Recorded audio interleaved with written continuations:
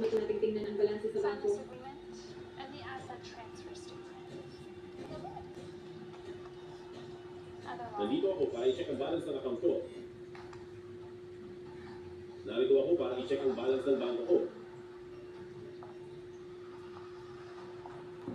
Amelia, with the Manson's Magandang araw po. Anong maipaglilingkod ko? Gusto kong i-check ang balance ko. Xu Huangchuan? Bakit nandito ka? Alam mo ba kung anong klaseng lugar ito?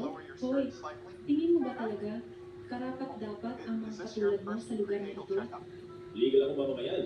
Anong karapatan mong tumanging paglingkuran ako?